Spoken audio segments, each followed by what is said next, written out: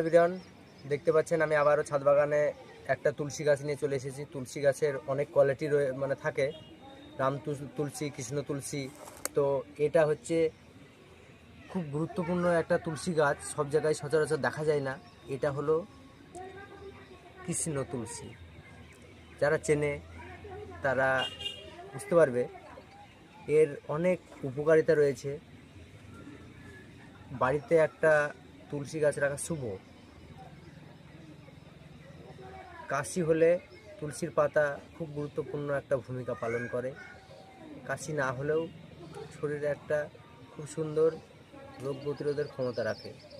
এই দেখুন, এইগুলো আমি ছিঁড়ে সব কাটিং করে দিয়েছি, গাছটা যাতে আরও ঝোপালো হয়, দেখতে সুন্দর হবে, পাতাগুলো অনেক হবে। তো এই দেখুন, আপনারা ভয় পাবেন না তুলসীর পাতা খেতে। আমি খাচ্ছি,